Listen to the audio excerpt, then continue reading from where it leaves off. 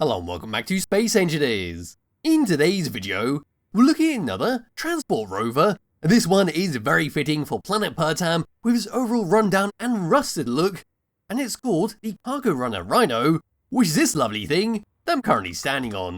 So this is a lightly defended rover that features two large cargo containers for you to store all your goods inside. We have an atmospheric thruster at the back of the vehicle to help move it around, and it is one of the first times I've seen the new atmospheric thrusters utilised on a rover.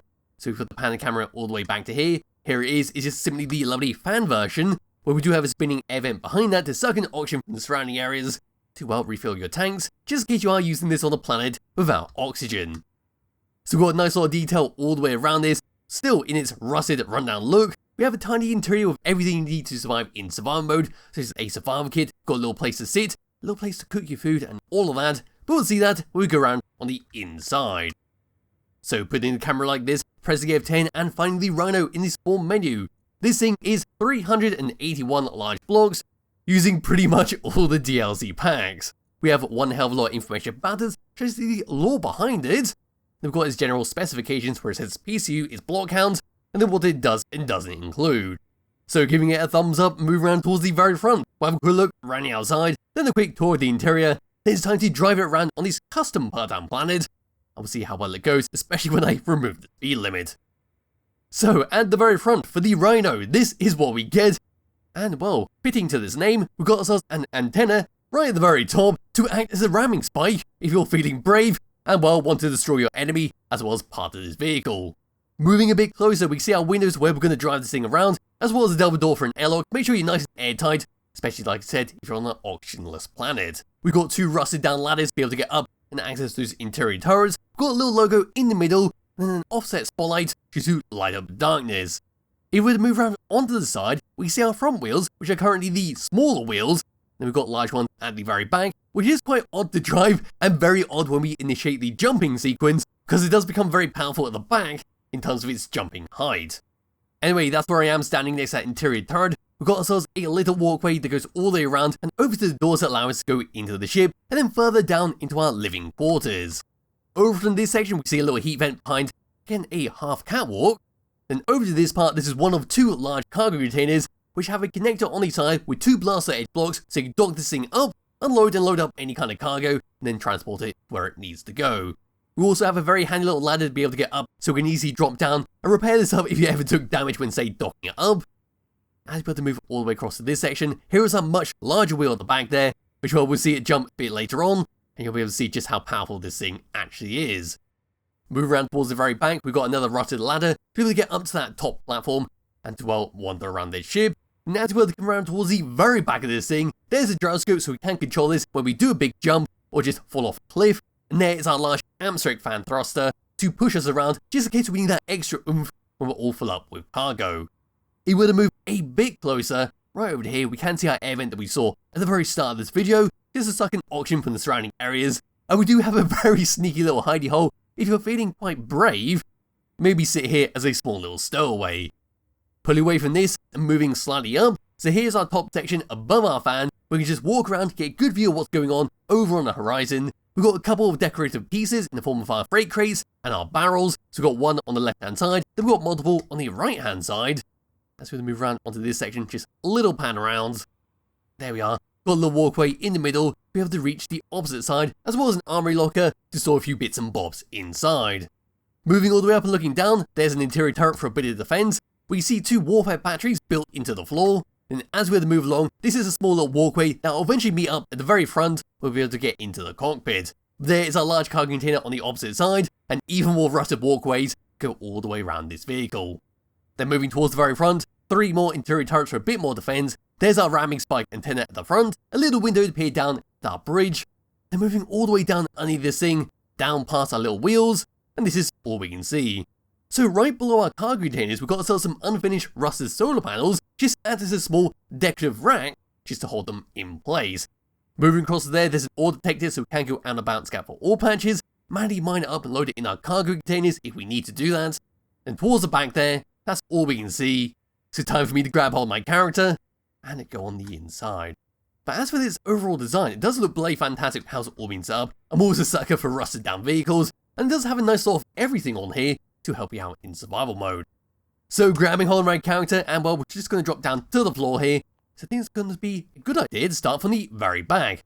See our solar panels below our cargo containers right there. And there's the sheer size of the wheel compared to the engineer. Anyway, at the back here, climbing up this ladder, we'll do little jumps so we can skip out some of the ladder. There we are. It's now time to climb all the way up and have a little wander around.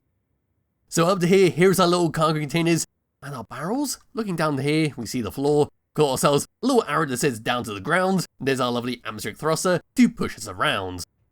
Pulling away from here, walking across past this section, so we've got a very good view all the way around us. And over to here, there's our warfare battery, and some steps that lead all the way up to this interior turret to load it up with ammunition if we need to. Coming all the way back down, across to this section, moving around into this part.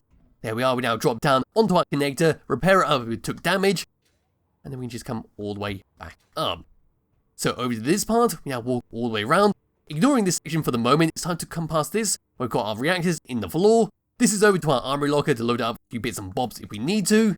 And round out to this part, we're now on the opposite side where our other connector is sitting. So now what we can do, come over to this, drop all the way down. Here we go, if my character can. Now it's time to walk across to this part, which is where we're standing at the very start of this video, right next to that interior turret and right next to these windows. Coming across to the opposite side, it's the exact same setup. So now we open up this doorway inside, closing it behind me, opening up this, closing that once again behind me, and there's our main controls to drive this thing around. But first of all, we're going to just drop down into this section, so now we're going to come across to our living quarters, where on the right hand side we've got our toilet, on the left hand side we've got our shower, and a very glitchy texture down there. Moving forwards, we've got a little table showing us a show on our TV screen, as well as a couple of buttons to control a few things about this vehicle. So we've got our lights on and off, and we've got our antenna on and off, and then we've got our survival kit to turn that on and off. And our survival kit is sitting in a very odd position. We'll see that in just a moment. Hiding the HUD once again, there's our kitchen bay to cook our food and do everything we need to. There's an access panel for our survival kit sitting right behind it. But ignoring that for the moment, coming over to this part, they've got some cryopods in the wall for a quick little recharge. Over to the opposite side, there's our locker. Into this part, there's our weather and time. Then turning around, there's our survival kit sitting upside down to recharge ourselves. And of course to respawn on. There's an air vent right below there to make sure we don't suffocate inside here. Then turning around, we've got some beds for you to go sleep on. Then around this side, we've got a little window above our wheel so we can see just about what's going on and any kind of pesky rocks that we run into. Turning around and coming to the opposite side, we just saw that, so I don't know why I just came over there. And I think it's time now to head all the way up.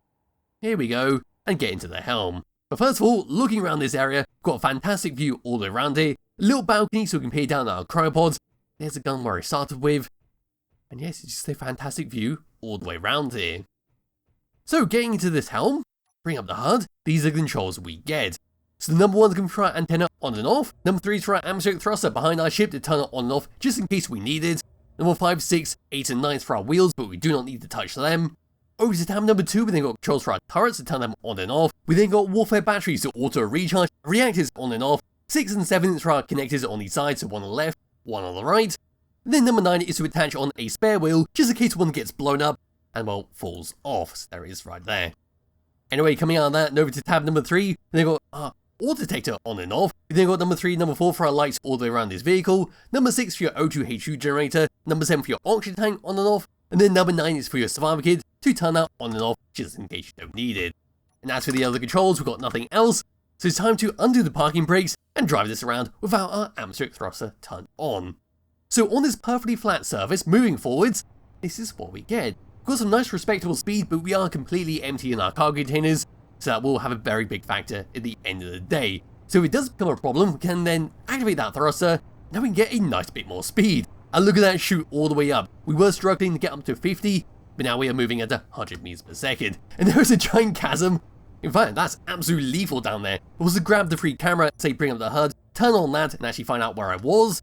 So I'm in that direction, scooting all the way across, and looking at this, my god, that's absolutely dangerous to fall down. Imagine you're just minding your own business, then you fall all the way down here. Well, that's the end of your vehicle, and probably the end of your character if you ran out of jetpack fuel.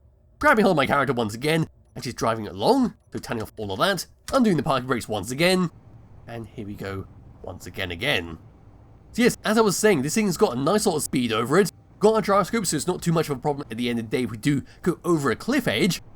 And as for jumping this thing, we come all the way down, do a little jump. In fact, that didn't even work at all. But there goes the front of the... Mike, what the? I was going to say, there goes the front of the vehicle, but it looks like we just spontaneously exploded. So, as I was saying before I was rudely interrupted by that spontaneous explosion, this thing has got quite a kick when it jumps. A lot of the power comes from the back, so you will quite often tilt forwards, which can be quite awkward, so do make sure your gyroscopes are turned on as you were to jump all the way up. As you can see, landing all the way down, it's very safe and will simply bounce up a few times, and there's no risk of this thing blowing up if you do a dodgy jump. Anyway, going back to driving this thing around, what we need to do is turn off that thruster at the back, and now do a very sharp turn. So here we come all the way around. Any risk of this flipping all the way over? Not really. This thing is firmly planted on the ground, and should do very well, unless of course you do randomly explode on absolutely nothing. So to finish off this video, what I'm going to do is put that thruster back on, and it's time to move around at high speeds once again, and see if we can replicate that explosion. Because not too much else to talk about, it's a very self-explanatory vehicle to use in your world. It's got everything you need to survive in survival mode, and should do very well in the long run if you are, well, trying to transport goods from one place to another. Now that was not my intention to blow up like that, but it will have to do for the end of this video, and as a fitting end, we're now falling down that chasm, which I said was a very bad idea. Because as I was saying, it's a very good transport vehicle to use in survival mode if you do want to do a bit of trade station trading, say build a few things, go across and drop it off, make a few space credits. And as per usual, there'll be a link to it in the description below if you wish to download and play it yourself. I'll be back with another video some point soon. Bye bye.